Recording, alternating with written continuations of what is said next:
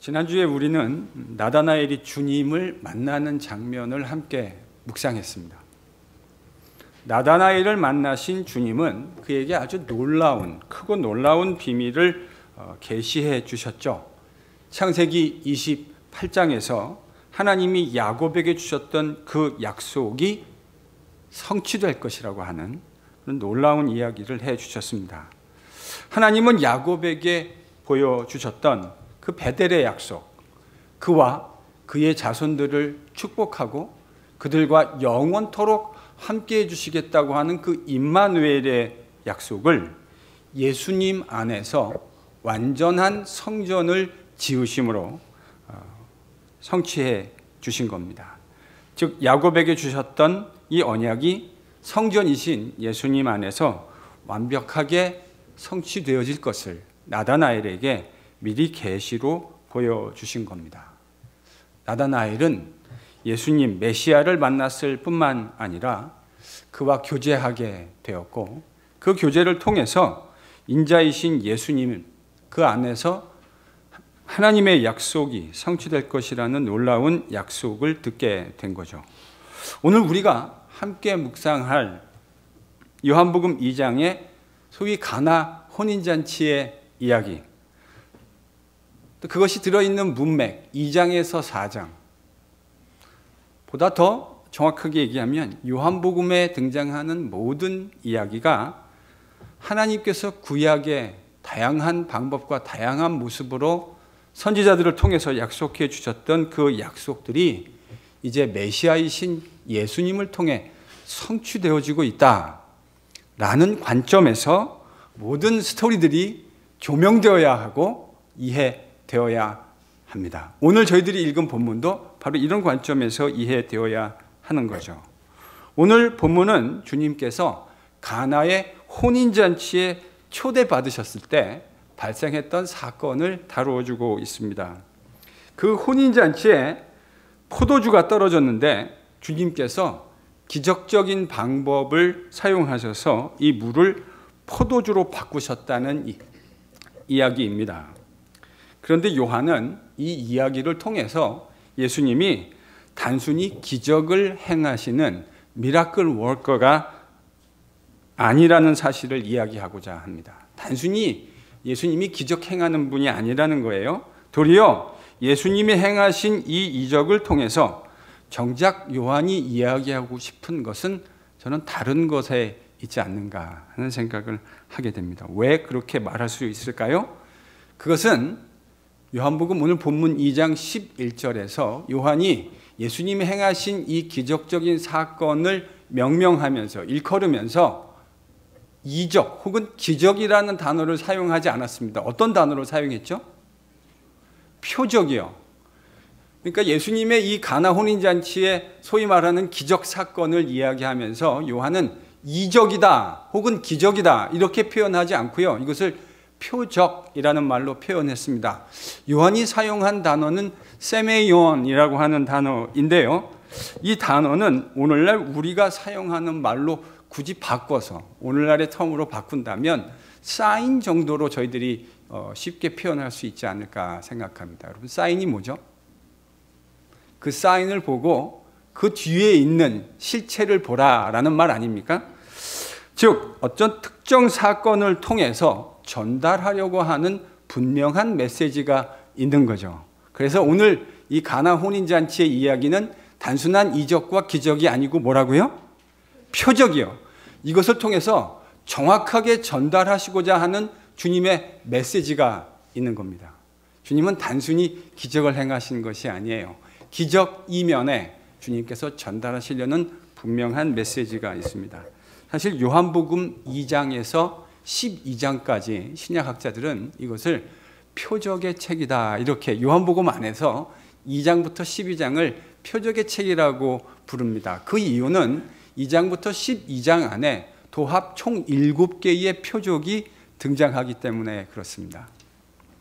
이 7개의 표적들은 예수님이 단순히 이적을 행하시는 기적 행하시는 분이라는 것을 말하는 것이 아니라 그분이 궁극적으로 누구이시며 또 그가 행하시는 일들 속에 들어있는 실제적인, 실체적인 의미가 무엇인가 하는 것들을 설명해내는 도구가 되어지는 겁니다. 그러니까 소위 기적, 이런 것들을 통해서 예수님은 단순히 기적을 행하셨다라는 차원의 이야기를 하시는 것이 아니라 자신이 누구이시며 그것을 통해서 주님이 말씀하시려고 하는 선명한 메시지가 있는 겁니다. 이제 그 구체적인 내용들을 하나하나 오늘부터 여러분과 함께 묵상해 가고자 합니다. 갈릴리 가나에 혼인잔치가 있었습니다.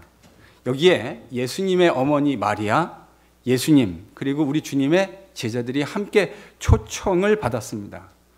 요즘으로 하면 결혼식 하객으로 어머니 마리아, 예수님, 제자들이 함께 동참하게 된 거죠.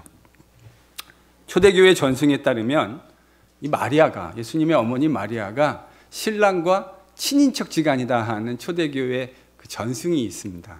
정확하게 얘기하면 마리아가 이 신랑의 숙모였다라고 초대교회에서 이야기해 줍니다. 그런데 하필 이 혼인잔치에 지금 포도주가 떨어져 버리는 사건이 발생한 겁니다. 흥미로운 건 이 포도주가 떨어졌을 때에 마리아가 예수님께 그 사실을 알린 거예요. 일반 하객이었으면 이러지 않았을 것 같아요. 그렇죠? 그러니까 뭔가 혼인집과 혼주와 어떤 관계가 있기 때문에 이런 이야기를 한 것이 아닌가 저희들이 이제 미루어 추정할 수 있는데, 이에 대해서 예수님은 다소 일반적이지 않은 반응을 하십니다. 여러분 4절을 함께 읽겠습니다. 여기서 저희들이 이 말씀을 읽고 나면 예수님의 반응이 다소 좀 생뚱맞다라는 생각을 하게 됩니다. 여자여, 나와 무슨 상관이 있습니까? 내 때가 아직 이르지 않았습니다. 일단 어색한 게 뭐가 좀 어색하시죠? 여러분, 우리가 기대하는 대답은 어떤 겁니까? 호칭은 어머니, 이렇게 됐으면 좀 마음이 편할 텐데 여자요. 그래서 이제 많은 분들이 이 말을 듣고 예수님이 어머니한테 상당히 무례하게 말씀하셨다, 이렇게 생각하시는 분들도 덜어 계시더라고요. 근데 그거는 요한복음을 잘 안 읽으셔서 그래요. 왜 그러냐면 이 여자여, 귀나이라고 하는 이 단어를 예수님이 또 한 번 마리아에게 사용하시는데 그때가 언제인지 아십니까? 예수님의 십자가 처형 장면에서 예수님을 자신의 사랑하는 제자에게, 여러분 아들로서 어머니보다 먼저 떠나야 하는 상황이 된 예수님이 그 어머니, 자기가 평생을 사랑하고 섬겼던 어머니를 그냥 놓고 떠나는 것이 마음이 아프셔서 예수님이 자기 제자에게 그 어머니를 부탁합니다. 그때 그 아들과 그 사랑하는 제자와 어머니를 연결하면서 그때 예수님이 마리아를 뭐라고 부르죠? 여자예요. 그러니까 여러분 이 단어는 무례한 그런 단어가 아니에요, 사실은요. 요한복음에서 주님은 내 때라고 하는 표현을 참 많이 사용하십니다. 그래서 내 때라고 하는 것은 주님이 궁극적으로 영광을 받으시는 그 시점을 의미합니다. 특별히 요한복음에서 이 내 때라고 하는 것은 예수님이 십자가에서 모든 것을 이루시는 바로 그 시점을 정확하게 포인팅하고 있는 것이죠. 그러니까 주님은 지금 자신이 영광 받으셔야 하는 궁극적인 그 시간이 아직 이르지 않았다는 사실을 이야기하고 계시는 겁니다. 다소 동문서답같이 들리기는 하지만 그러나 주님은 이 혼인잔치라고 하는 것, 그리고 이 잔치에서 지금 뭐가 떨어졌죠? 포도주가 떨어졌다고 하는 이 사실, 구체적인 상황을 착안하셔서, 여기에 착안하셔서 뭔가 영적인 중요한 교훈을 주시려고 의도하신 것으로 보입니다. 예수님의 다소 적극적이지 않은 반응에도 불구하고 마리아는 5절에서 이렇게 하인들에게 명령합니다. 너희에게 무슨 말씀을 하시든지 그대로 하라. 그러니까 마리아는 예수님의 이 약간은 석연치 않은 대답에서 완전한 노를 읽은 것 같지는 않아요. 뭔가의 여지를 느낀 것 같은데, 그래서 하인들에게 예수님이 말씀하시는 것을 그대로 행하라, 이렇게 이야기했습니다. 그리고 요한은 예수님께서 구체적으로 어떤 명령을 내리셨는지를 7절에서 기록하고 있습니다. 그렇죠? 눈으로 확인해 보세요. 7절에서 예수님이 하인들에게 구체적인 명령을 내리십니다. 그러니까 여러분 스토리의 전개상 5절하고 7절이 직접적으로 연결됐으면 문맥의 흐름이 자연스러운 거 아닙니까? 그런데 그 5절과 7절 사이에 지금 뭐가 들어가 있죠? 6절이요. 그러니까 어떻게 보면 자연스러운 그 내추럴 플러를 지금 약간은 부자연스럽게 만들면서 요한이 6절을 지금 기록한 거예요. 저는 이 부자연스럽게 보이는 부가적인 정보가 요한이 말하려고 하는 핵심 메시지.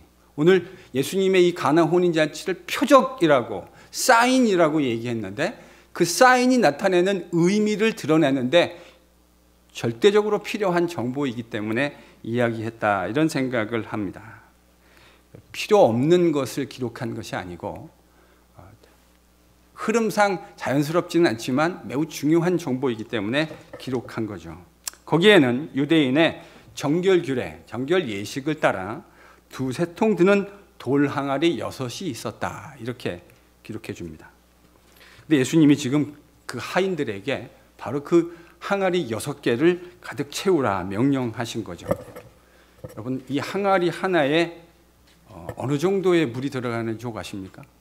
유대인이요, 정결규례를 위해서 준비한 이 항아리 하나에는 대략 25갤런에서 30갤런의 물이 들어갑니다. 우리가 물 할 때 그 갤런 jar 있잖아요. 그게 25개에서 30개를 부어야 그 항아리 하나가 다 찬다고요. 적은 양입니까? 많은 양입니까? 상당히 많은 양이죠. 그러니까 이 6개 채우려면 25갤런이면은 6개 다 채우면 몇 갤런이 필요한 거죠? 역시 우리는 숫자에 약하시군요. 150갤런. 이게 만약에 30갤런짜리 jar였다면은 전체 다 채우려면 180갤런. 그러니까 여러분, 이게 상당히 많은 양의 물을 지금 채운 겁니다.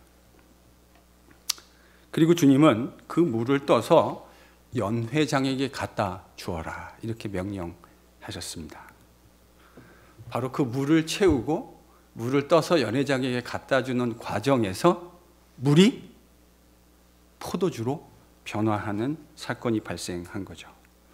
이 포도주를 맛보고 난 후 연회장의 반응이 10절에 기록되어져 있는데요. 여러분 10절을 함께 읽습니다. 지금 연회장은 이 사건의 전후좌우 문맥을 알지 못합니다. 그는 말 그대로 뱅퀴트 마스터예요. 그래서 하인들이 가져온 그 포도주의 맛을 보고는 보통은 처음에 좋은 것을 내고 좀 이렇게 취한 다음에 하품 와인을 내는 것이 일반적인 그 당시의 풍습이었는데, 신랑은 마지막 순간에 최상급의 포도주를 냈다라고 하는 것을 이야기합니다. 요즘도 그렇지만 예전에도 여러분, 저희들이 혼인잔치 같은 것을 하고 하객들을 맞았는데 중간에 음식이나 이런 것이 떨어져 버리면 여러분, 혼주는 얼마나 당혹스럽습니까? 그렇지 않습니까? 그 연회의 모든 흥이 다 깨어져 버리는 그런 아주 황당한 상황이 되어지는 거죠. 자칫 혼인잔치의 흥이 깨질 수 있었던 바로 그 상황. 근데 예수님 때문에 그 혼인잔치의 흥이 깨어지지 아니하고 절정으로 나아갈 수 있게 되어진 겁니다. 저는 이 이야기 안에서 포도주, 또 혼인잔치, 이런 중요한 상징들이 사용되고 있는데요. 여러분, 요한복음을 읽으실 때 참 중요한 상징들이 많이 나옵니다. 지난주에도 저희가 무화과 나무 아래에 있다 하는 그 상징에 대해서 같이 생각해 보았는데, 사실은 이 상징들은 다 구약 성경과 연관되어진 상징들이에요. 그래서 그걸 잘 모르면 무슨 얘기하려고 하는지 그 깊은 의미들을 저희들이 잘 이해하기 어려운 경우가 참 많이 있습니다. 요한복음은 유독 그런 상징들이 많이 사용되어지는 성경입니다. 바로 이제 오늘 본문에도 혼인잔치, 포도주와 같은 중요한 상징들이 지금 사용되어지고 있는데, 그럼 요한의 예수님은 이런 구체적인 상징들을 적극적으로 활용하셔서 어떤 영적인 가르침을 우리에게 제공하려고 하시는 걸까요? 그것은 본문 안에 등장하는 혼인잔치 그리고 포도주라고 하는 이 주제, 이 상징이 구약 성경에서 매우 중요한 의미를 가지고 있다 하는 것과 연관되어져 있습니다. 먼저 혼인잔치는 구약에서 특별히 이사야 선지자의 글에서 메시아가 통치하시는 날을 나타내는 은유로, 메타포로 사용되어졌습니다. 뭐가요? 혼인잔치가요. 혼인잔치라고 하는 것이 여호와 하나님께서 메시아를 통해서 통치하시는 날을 나타내는 메타포로, 은유로 사용되어졌다고 하는 것입니다. 구약에서만 그런 것이 아니고요. 여러분이 마태복음 22장, 제가 저희 교회 부임해서 사경회하고 또 예수님의 비유를 같이 공부한 적이 있습니다. 기억나시죠? 내용을 여쭤보는 게 아니고 그 비유를 공부했다라고 하는 것을 기억하시느냐라는 질문이었습니다. 예, 저희들이 틀림없이 같이 공부했습니다. 그 22장에 보면 하나님의 통치를 이야기하면서 예수님이 어떤 비유를 사용하시냐면 혼인잔치의 비유를요. 이게 예수님이 랜덤하게 혼인잔치의 비유를 사용하신 것이 아닙니다. 구약에서 하나님이 통치하시는 날을 선지자들이 혼인잔치, 웨딩 뱅퀴트에다가 비유해서 이야기했기 때문에 그 문화권에서 예수님은 하나님의 통치를 웨딩 뱅퀴트에다가 자연스럽게 갖다 대서 설명을 하신 거죠.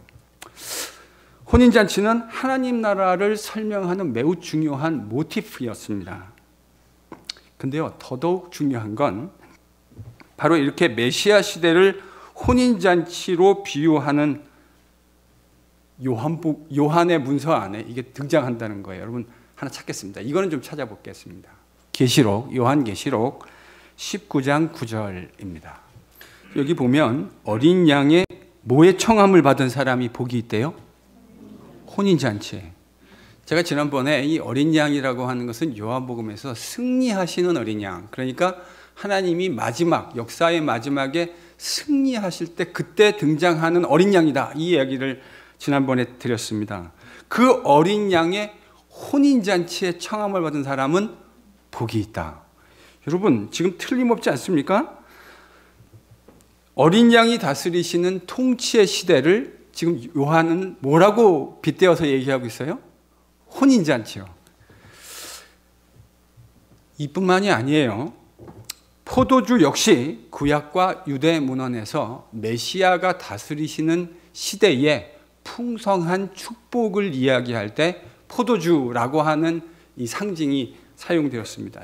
너무너무 많아요. 이걸 다 찾으려면 너무 많고요. 딱 하나만 찾겠습니다. 아모스 9장 13절에서 14절입니다. 여러분 지금 읽으신 아모스 9장 13절 14절을 보시면 여호와께서 통치하시는 시대를 포도주를 마시는 은유를 통해서, 포도주라는 은유를 통해서 지금 아모스가 설명해 가고 있는 것을 보게 됩니다. 여호와 하나님께서 포로로 잡혀간 이스라엘을 돌이키실 것이고 그들이 돌아와서 포도원을 짓고 그리고 포도주를 마시게 되어질 것이다.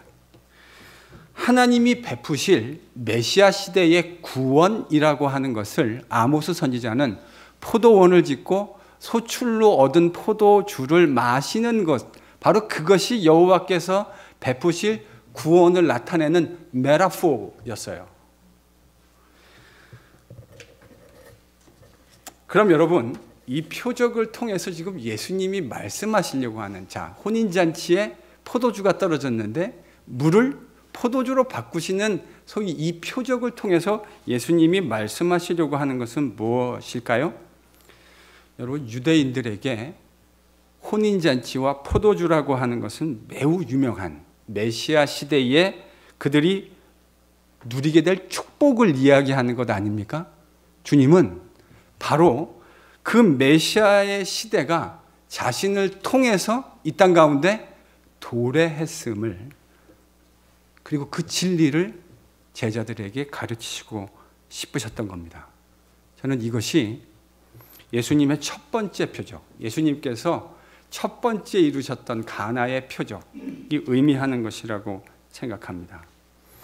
유대교의 규례를 따라서 정결 의식을 위해서 사용되었던 그 물이 예수님을 통해서 포도주로 변화되었고, 그런 사실은 이제 메시아이신 예수님이 만물을 변화시켜 가시는, 새로운 창조로 변화시켜 가시는 새 창조의 시대가 도래했다라고 하는 것을 가르치는 사건입니다. 가나 혼인잔치의 표적은 바로 그와 같은 영적인 진리와 가르침을 우리에게 주는 겁니다. 여러분 생각해 보시면 저희가 바로 앞에서 읽었던 나다나엘의 스토리 제일 마지막 장면에서 주님이 가르쳐 주신 진리가 뭐였습니까? 네가 창세기 28장에서 하나님이 야곱에게 주셨던, 보다 원론적으로 얘기하면 아브라함에게 주셨던 바로 그 약속이 예수님을 통해서, 인자이신 예수님을 통해서 이루어질 것이라고 주님의 나다나엘에게 계시해 주지 않으셨습니까? 여러분, 이 가르침하고 정확하게 일맥상통하는 이야기가 오늘 본문에서 주어지고 있는 거죠. 그러니까요, 요한은 예수님을 통해서 가나의 혼인잔치의 물이 포도주로 변화되어진 사건이 단순한 기적을 일으키시는 사건이 아니라 여호와 하나님께서 메시아를 통해서 이루실 메시아의 새로운 통치의 시대가 그리스도 예수 안에서 새로운 창조의 행위를 통해서 이 땅 가운데 임했다고 하는 그 사실을, 그 영적인 진리를 이 표징들을 통해서, 이 표적을 통해서 가르쳐 주시고자 하는 것입니다. 여러분, 이게 요한복음이 우리에게 가르치시고자 하는 영적인 진리입니다. 사실 저는 이 요한복음의 말씀을 묵상할 때마다 참 가슴이 설레입니다. 여러분들도 어떤 예전의 추억이 있는 곳을 가거나 아니면 그런 추억이 있는 음악을 듣거나 혹은 책을 읽으실 때 가슴이 설레이는 경험을 하시지 않습니까? 옛 기억들이 떠올라서. 저 역시 그래요. 저로 하여금 하나님의 말씀을 펴서 평생 그 안에 있는 진리를 묵상하고 그 진리를 파고 또 파는 학자의 길로 들어서게 만들고, 또 그 말씀을 평생 전하는 말씀의 사역자로 살게 만들었던, 그런 소원을 일으키게 만들었던 진리가 바로 이 요한복음의 진리였습니다. 예수님 안에서 열리고 있는 그 새로운 창조의 시대가 묵상할 적마다 얼마나 가슴 시렸는지 모릅니다.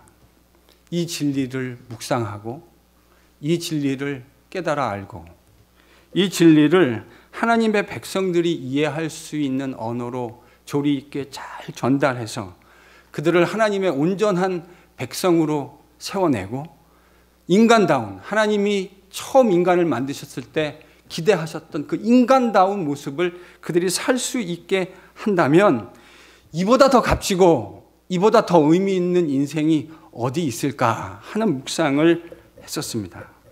그래서 날마다 하나님께, 하나님 학자의 지혜를 주십시오, 학자의 혀를 주십시오 라고 기대했던 옛 추억들이 생각이 납니다.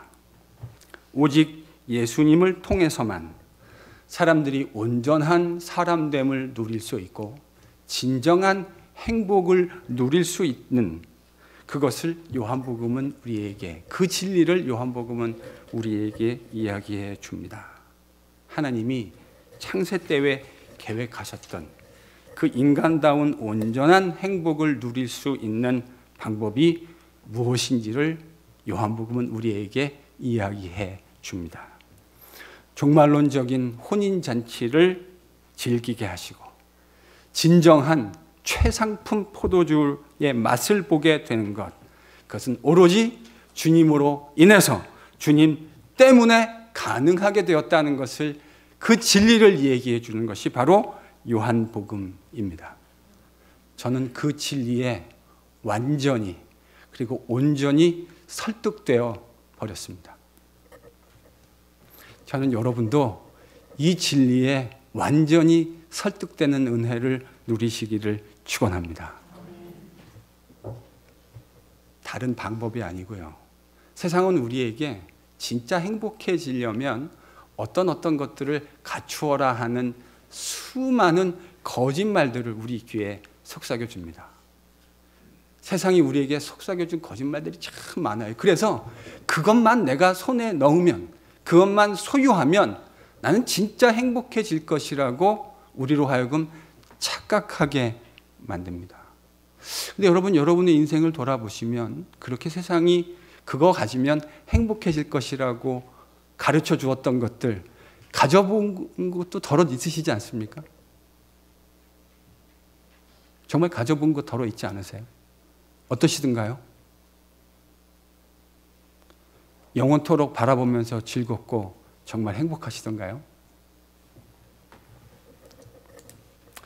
저는 어떤 의미에서 인생이라는 것이 흥이 다해버린 혼인잔치집과 같은 것이 아닌가 하는 것을 생각하게 됩니다. 인생이란 게 그 흥이 다해버린, 흥이 없었던 것이 아닌데 흥이 다해버린 그런 혼인잔치가 아닌가. 사람들은 누구나 나름대로 행복하기를 갈망하고요, 자신의 인생이 재미있고 맛있고 또 멋있게 살 수 있게 되기를 기대합니다. 그러나 인생이라는 것이 어떻던가요? 우리가 늘 예상하지 못했던 타이밍에 수많은 결핍들을 만들어내는 것이 인생 아닙니까? 내가 전혀 생각하지 못했던, 이 정도면 참 행복할 것이라고 생각했던, 전혀 예상하지 못했던 타이밍에 수많은 결핍들이 우리 인생에 찾아오게 되어지고, 그것을 통해서 우리의 인생이 어떤 것인가를 우리로 하여금 생각하게 만드는 것. 여러분, 이게 인생 아닙니까? 관계의 결핍, 건강의 결핍, 물질의 결핍, 수많은 결핍들을 인생에서 경험하고 나서야 우리는 우리의 인생이 얼마나 많은 한계들을 가지고 있는 것인가를 머리로 알던 것을 폐부에 느끼도록 절절하게 경험하게 되는 겁니다. 머리로 몰랐던 건 아니지만 그것이 어느 정도의 깊이와 무게를 가지고 있는 것인가 하는 것들을, 그런 경험, 결핍의 경험을 하고야 나서 절절하게 깨닫게 되는 거죠. 여러분, 그게 예수님이 빠진 인생의 실상입니다. 그것이 현실이에요. 아무리 많은 재물을 가지고 있어도, 다른 사람 보기에 저 사람은 모든 것들을 다 가졌을 것이라고 추측하게 만드는 그 모든 것들을 가지고 있다 할지라도 그곳에 예수님이 없으시면, 참 생명이신 우리 주님이 없으면 우리는 생각지 못한 타이밍에 포도주가 떨어져 버린 그런 혼인잔치와 같은 인생이 되고 마는 겁니다. 가나 혼인잔치의 이야기는 이 세상 속에서 늘 사실 같은 거짓말에 속고 사는 수많은 사람들에게 옛 세상의 세상 속에는 영원히 지속 가능한 기쁨이 없다고 하는 사실을 우리에게 웅변적으로 가르쳐 줍니다. 예수님이 없는 옛 세상 속에서 영원히 지속 가능한 기쁨이라고 하는 것은 존재하지 않습니다. 진정으로 의미 있는 행복한 인생, 기쁨이 있는 인생을 살려면 우리의 삶에 반드시 예수님을 초대해야 한다고 하는 진리를 우리에게 이야기해 줍니다.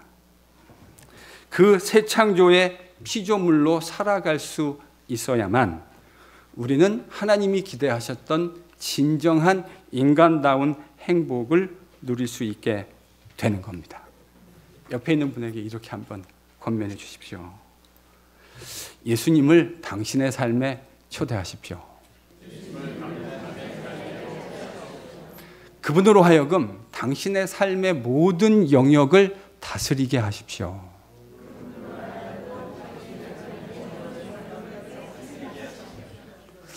제가 살짝 고민했어요. 길면은 늘 헤매시더라고요. 끊어서 할까 했는데 다시 합니다. 그분으로 하여금 당신의 모든 삶의 영역을 다스리게 하십시오.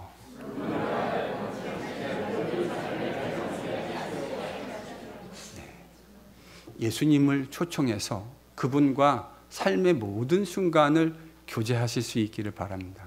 그렇게 교제하면요, 예수님이 내가 주일날 예배드리는 삶의 상황뿐만 아니라 내가 바깥에서 진짜로 삶으로 드려야 하는 그 예배의 첨예한 순간에도 내 인생에서 진짜 최상품 포도주의 맛과 향이 나는 인생을 만들어 가십니다. 여러분, 진짜 행복한 인생은 억만금을 가지고 세상 사람들이 부러워하는 지위를 가져야만 비로소 누릴 수 있게 되는 것이 아니고요. 그건 세상이 우리에게 수도 없이 거짓말해 놓은 사실 같은 거짓말이고요. 진짜 요한복음이 우리에게 얘기해 주는 진짜 참 행복이란 예수님을 우리의 삶의 모든 순간에 모셔드리고 그분과의 교제를 통해서 그분이 우리 삶의 매 순간을 다스리실 수 있도록 해드리는 것. 여러분, 여기에 진짜 인생의 참 행복이 있는 겁니다. 그렇게 예수님을 모셔서 주님과 교제함으로 삶의 모든 순간들 속에 주님의 다스림, 주님의 통치가 나타나는 인생이 되어지면 누가 이거를 먼저 알게 되냐면요, 내 옆에 있는 사람들이 사실을 가장 먼저 깨닫게 되어집니다. 여러분과 같이 사시는 분들이요, 같은 이불을 덮고 주무시는 분들이 그 사실을 깨닫게 됩니다. 미혼들은 나중에 깨닫게 되실 거예요. 진짜는 그거죠. 나랑 같은 이불, 같은 침대에서 자는 사람이 내가 하나님의 다스림을 받고 있는 것을 눈으로 보고 피부로 경험하게 되어질 때 그게 진짜입니다. 그게 진짜 변화입니다.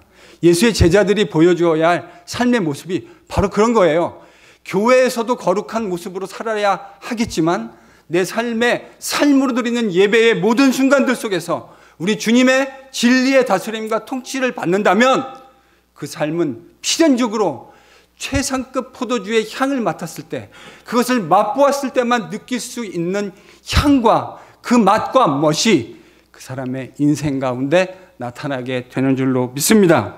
여러분, 이 복되고 이 귀한 삶, 하나님께서 우리에게 그것을 살기를 기대하시는데 이 복되고 귀한 삶을 함께 살아가며 그것을 우리 옆에 있는 사람들에게 증거하고 선전할 수 있는 NGPC의 모든 성도들이 되실 수 있기를 예수님의 이름으로 간절히 축원합니다.